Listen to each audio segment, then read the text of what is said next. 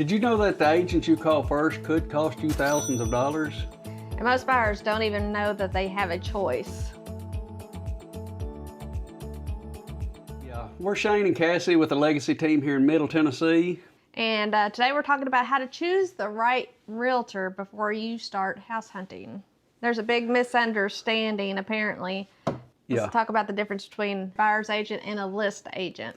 Say you're out on a Saturday, it's really nice, and you're just driving through a subdivision, you see a house for sale, sign in the yard, you're like, I'm interested in that. Look at it, it's so pretty. And then you tell your husband, hey, call the number on that sign. I want to see that house. Yeah. Nah. So guys, here's what you need to understand about that. That agent that's on the sign was hired by the people that own the house to sell that house for them at the highest price possible. That agent works for the people that own the house that are selling the house. They do not work for you. I think that's a big misunderstanding that a lot of buyers have, and I know it is because we get calls all the time from listings that we have out there, and I appreciate the calls and stuff on this, and I would like to think that all agents out there are honest and they're going to tell you when you call that, hey, my job is to represent the people selling this house, and I'll be glad to help you, and I'm sure they will be glad to help you. But what I want to tell you in this video is hire your own buyer's agent, somebody that represents you and has your best interest in mind, because that listing agent's job, like I said, is to get that house sold for the client at the highest amount possible. To me, it would be the same as if, God forbid, that you get in the middle of a lawsuit. You know, let's say somebody has sued you over something. The last thing that you want to do is take legal advice from the lawyer that's representing the person that's suing you. And, you know, I hate to make that comparison with real estate, but at the same time, it needs to be looked at like that. That person does not have your best interest in mind. That's not saying that they're crooked or they're shady or any of this other stuff right here.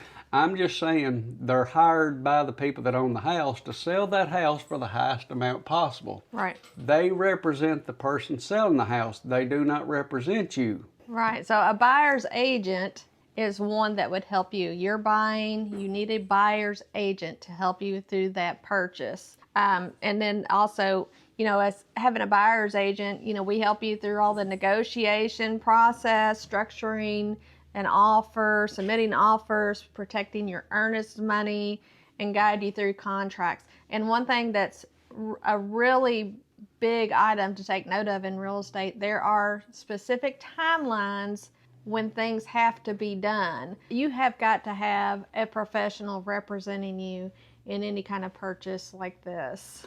You know, the first of the timelines that we always look at are always the inspection time period. So let's say you have 7 days. Well, is that 7 calendar days or is that 7 business days?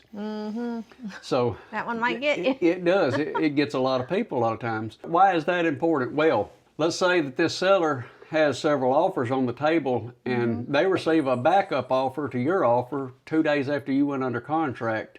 Legally, they can't pull out from your offer until something falls through, but let's say you missed that deadline on there. That contract becomes null and void if you've missed your deadline. At that point, they can take another offer. I can tell you this from experience. I have seen this happen before, where you have a client that thinks that, hey, everything is good, everything's moving just along, and they've missed a timeline on there, and the next thing you know, well, you're not under contract anymore. This house is no longer yours to go forward with. So knowing those timelines, coordinating those timelines with the inspectors, with the closing companies, with the lenders. That's a lot that goes into the process. There is definitely a lot. That's why you hire a realtor, because they help you keep you on track through all of that. Another thing is, how well does that realtor know the market that you're interested in purchasing?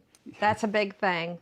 And we've had this happen before. Our area outside of Nashville, there's so many areas outside of Nashville, different counties, different little what do you call it? Suburbs. Little suburbs. So even us, like we're above Nashville, we're like 10 minutes above Nashville, but we could have somebody that's looking and say like the Franklin area, which is an hour away from us. Yeah. Our local market, not that we can't figure out, all the information about the local market, but every area is different. Yeah. So kind of case in point of what Cassie is saying right there is, let's say that you found a house for $240 a square foot, and I'm just throwing a number out there, in northern Sumner County.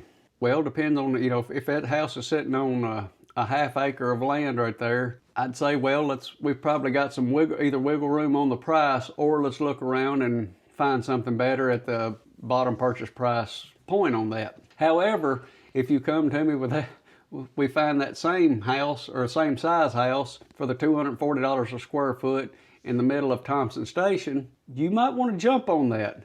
That's a deal for that area. Yeah. But it's two separate markets, and the markets are so diverse in Middle Tennessee that you can go 20 miles down the road, or not Right. even 20 miles. You can go 10 miles down the road from where you're at right here, and you're in a completely different market, completely different price points on stuff. Yeah, like Hendersonville here is going to be a different price point a lot of times than like say Westmoreland or White House or Gallatin. Yes. It varies quite a bit. A lot of that is still Sumner County area, but just the different little cities just the and all different can locations within the county Yeah. make a big difference on price and stuff, and knowing those areas and knowing what's a good average price for that particular area and for that particular house goes a long way when it comes to find the perfect property for you. So make sure your realtor that you're choosing does know the local market, especially if you are selling, because you do want to get a good price for your home. And listen, guys, that applies to everywhere that I know of in the United States. We're not unique to that here in Middle Tennessee. I know the same thing holds true with Florida or Kentucky. Everything is pretty much a niche micro market within itself. Having a realtor that knows the area and understands the area goes a really long way. Also, make sure that whoever you're working with knows how to explain things easily to you and can respond quickly if you have questions. You don't want somebody that probably find this out in the beginning when you start speaking with realtors. You want to find somebody that if you have a question and you pose that to them, like say you're calling or texting them, you want them to respond quickly. I'm sure you don't want a realtor who you have to call for 2 days to get an answer from. You want somebody that responds quickly and answer concisely. Well, in that being said, too, keep in consideration that these are normal. Your realtor's a normal person. They have a family and they have stuff going on. Not texting at 11 o'clock at night, so, but there's nothing that they can do at 11 o'clock at night. No. None of the mortgage companies are open. No title companies open. If you're having an emergency, you might ought to call 911 at that point instead of your realtor. However, we've had those before too. Well, let's talk about costs too, because I think we started out. So you have your buyer's agent and you have your list agent. And so there's costs that come now with being a person that's either purchasing or selling. There is costs for you. We're talking about commissions that can be negotiated in purchase and sale documents. But do you want to explain kind of how that works, babe? Where it's like, if you're helping somebody buy a home, the way that works now, because it's something that's newer to actually everyone now. The way it has been is the buyer agent negotiates his commission with the listing agent. That's how it used to work and stuff, in a sense. At least that was the belief that everybody had. Which meant the sellers were, in general, paying the commission of 3% to the buyer's agent, 3% to the listing, or whatever you determined was good for you guys. That can still be negotiated. However, it's not just a general rule across the board that, hey, your buyer's agent is going to be paid through the listing agent, because now that's been separated. If that seller is not willing to negotiate your buyer's agent commission during that purchase and sale agreement, that when the contract is written, when you make the offer and stuff on that, then you're going to be responsible for the buyer's agent commission. Leads us to another thing. Expect now that if you have a realtor representing you to buy a home, Keep in mind now, there is a new document that has to be signed by you and your realtor partner, basically stating that they agree to show you homes, and if something happens and you decide to go through with the purchase, either whatever you determine percentage-wise for commission, you would owe that to your realtor, or you would somehow negotiate that in a contract to where it would come from the seller side. But that is something newer as of like end of last year. Yes. Or, Yeah.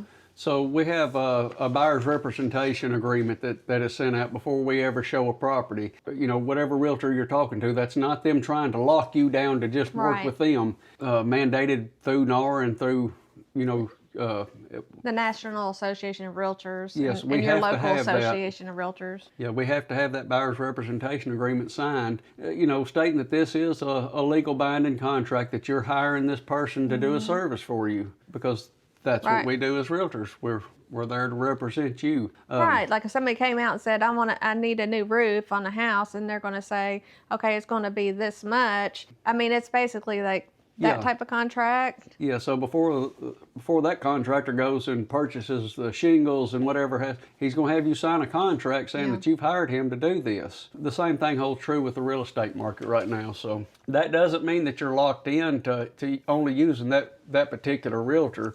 I like to really emphasize that not every realtor is going to be a perfect match with every client. Correct. There's a lot of times that you're going to find out that your personalities clash, and that, hey, they might be the greatest realtor in the world for somebody else, but they're not for you. You're not going to see eye to eye with, that might be a shock to some people. You're not going to see eye to eye with every person you run into. I don't see eye to eye with you sometimes. Personalities just do not mix well with others. In that case too, hey, one thing we do a lot of times is referrals. Yes. We can refer you, say if you're looking here in this market, if there's somebody that you may work better with, or you're in a different area outside of where we work typically, we can refer you to somebody who would probably be able to help you just as well or better than we can. So yeah, so we do this quite a bit with our clients that are looking for properties, let's say over in Gatlinburg. Yeah. I know the market pretty well up there, but I don't know it as well as Renee does. Yeah. Renee's kind of our go-to lady. She's a super sweetheart. She lives in the Gatlinburg area up there. Matter of fact, we use her ourselves. Yeah. But I refer that, not that I don't want to drive to Gatlinburg. Believe me, I love having an excuse to get away from here for a couple of days. I don't know that market as well as Renee does. Yeah. So if I'm going to represent you the best that I can, I want to get you the best information to make an informed decision. So the best thing I can do is to refer you to the one that I know is great, to the superstar of that area right there. That's where we go with referrals and stuff. It's a lot of times, I know people think, well, they're having to drive 2 or 3 hours out of their way. It's not that your agent mind's driving 2 or 3 hours out of their way.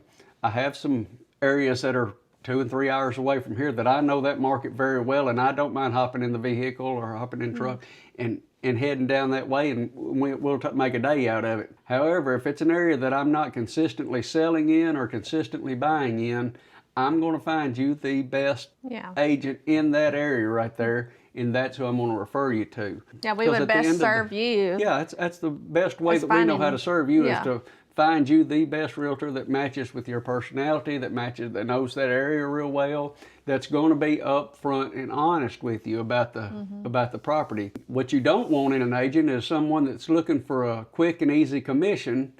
And I hate to say it, but there are people like that out in this world. I don't know any names off the top of my head to call out, and I would not call them out if I did. You want to find an agent whose number one goal is to serve their client. If you find that agent right there, that agent doesn't have to worry about what they're going to make on commissions. They'll have a stack of people a mile long to work with. Right. And that said, too, I mean, we've helped a lot of people in the area, both buying and selling homes, who has in turn, because we did they really liked us and we did a great job with them, they refer us on to another person that wants to buy or sell, and then those refer us as well. So we have a really good reputation in the area. You want to find somebody with a very good reputation. I'll speak a little bit on that. 90% of our business is referrals. People that have used us in the past, referring us to their children, to their nieces, nephews, people they work with, and stuff like that. And believe me, we hold that,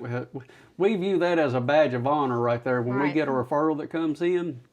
And I can say this pretty confidently, your top producers around the area, I'm not a top producer, I wished I was, but your top producers in any area, if you'll talk to them, 90% of their business, if not more, is coming in from referrals. You know, when you're looking for that perfect agent, you're not looking for the one that's sitting out there on a billboard, or that you're seeing on TV commercials all the time, or hearing on the radio and stuff like that. You want to find the one that you're going to have to beg them to represent you. That's the agent you want to work with right there. Well, and a point to your whole billboard thing, there's people on billboards around here that talk about being the greatest realtor that ever real estate. They're not going to be the one that's going to if they was, they wouldn't have to tell you that. Yeah, and they're not going to be the one that is going to actually work with you hand in hand on any deal. Yeah, okay? Most of them are big teams. Yeah. So what that means is you're seeing that face that's on the billboard, but that's not going to be the person that you work with and interact with. TV. I know of 2 of them in Middle Tennessee that are really big, but you'll never get to meet that person in person. You'll never meet them. Again, and kind of talk about their referral system, and you know, you were talking about your generational people that you helped their parents and then their kids and then grandkids and all that. Again, going back to kind of our motto is that, you know, we're helping people build wealth and create legacies through real estate, and that's what we're trying to do with our own family as well. I think that's something. Whether people realize it or not, real estate is the #1 wealth builder in the entire country. Right. Or you can go to Bitcoin, you can trade stocks, and you can do all this other stuff right here. Do a little bit of exam on some of the richest people if you're looking at the wealth side of it. They have more holdings in real estate than they do in anything else. And there's a reason for that. This is tangible. And one of them runs the country. Not to get political, but you can look back at the past 4, 5, even 6 presidents. They have humongous portfolios of real estate that they own. There's a reason for that. It's not just a roof over your head. Guys, from year to year, that property builds equity. Right. Some years it builds it quicker than others. Since real estate has been tracked, let's go back to the 1960s. Probably further back than that. Well, I'm talking about on real estate sales side. Oh. You'll see a steady increase in equity. And I know that we're going to have some statistical people out there that'll say, well, what about the 80s, or what about the 2012 housing crash? What about it? Yeah. It dropped for a small period of time. Don't sell your house when it drops like that. Right. It picked right back up where it dropped off and kept going up after that within a year's time right there. Yeah. So that's your time to buy. Yeah, to me that's a moot point when you're looking at that going, well, what about this specific time right here where it dropped down? Well, it's real simple. Don't sell during that time. Yeah. Hold on to it for another year, let the market recorrect, and you'll be right back up at your equity levels. Do you want to talk about interest rates at all? Because kind of. Yeah. As far as what? The people that are, you know, on the fence about buying because the interest rate's around 6% right now, but thinking that we're going to go back and okay, so if it could go back to the 3%, 4%, but here's the black and white truth about the interest rates. As a buyer, I can tell you, hey, those ones that bought during the 3% rates, that's great. I'm happy for them. However, there's a whole lot of them. We send out every year. We send out letters to all of our past clients that have bought a home, and what we do is we send out a letter of basically what it is a comp letter showing what their house is worth according to the comps in that area right there. That way they know whether they're being overtaxed or undertaxed, and if they're being overtaxed, they can go back to the tax assessor and have that reevaluated. We've seen super low interest rates in, was it 2021?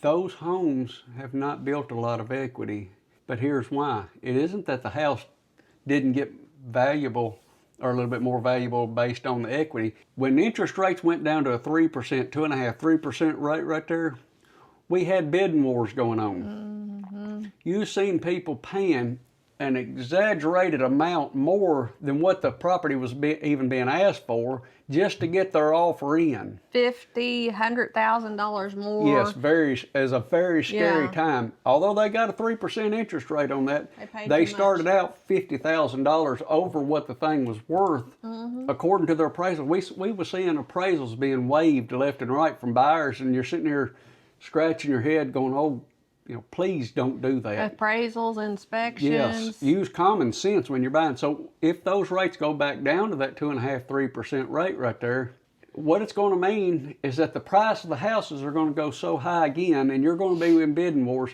Right now is actually a pretty good and solid market. Balance. Yes, we're at upper 5% rates, lower 6s, depending on your credit scores and stuff, or the type of loans. But guys, historically, that is not a bad rate. No. It's not bad at all.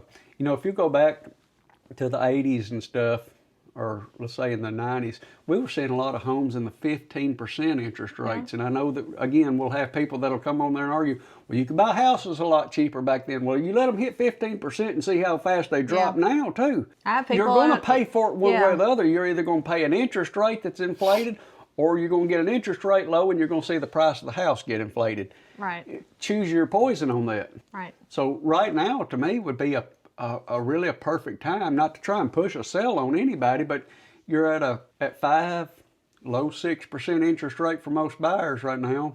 You're not seeing a flooded market. You're not seeing bid wars taking place unless something comes in just super cheap. And that's another thing too, is you'll see a house pop up at super cheap, what goes under contract real quick, and you call and talk to the agent, and you find out, well, yeah, it's we got 10,000 over asking. That's because you priced it 10,000 under what it's worth.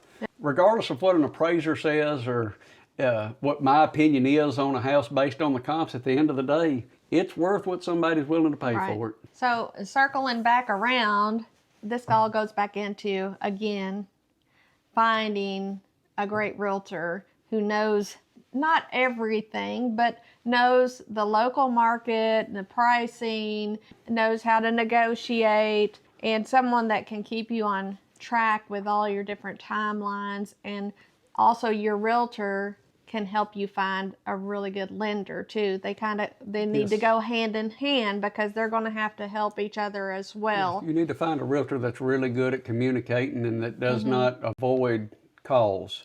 Right. You need to have a realtor that's willing to not only communicate with you, but willing to communicate, almost on a daily basis with the other realtor, to make sure that nothing's falling through, making sure that the sellers are not, being concerned that you're going to back out or they're going to back out, or that something has changed and we just don't know about it. And the same thing holds true with the title company, your lender. We have, like I said, great relationships, and I'm sure every agent does. I'd like to think every agent has a great relationship with almost every lender that they work with, every title company that they work with. To me, it's always, I guess I could wear that as like a badge of honor, I guess, is to be able to call up the lender and you're talking with them on a first name basis, and you can tell them, hey, here's kind of what's going on with my client here. What do we need to do? And everybody working together as a team to get the best deal that they can with as little amount of stress as possible. So guys, we would love to talk with you. Again, I'm Shane. And Cassie Lame. We're the Legacy Team, Benchmark Realty, and we are outside of Nashville, Tennessee, and we'd love to help you find the perfect home or help you sell a home. Yeah, again, our number is 615-478-5193. We would love to talk with you. We don't take a high pressure approach to stuff, so hey, if you just want to call and chit chat, give us a call. We'll be glad to talk with you. If we're not the right realtor for you, we'll be glad to help you find the one that is right for you.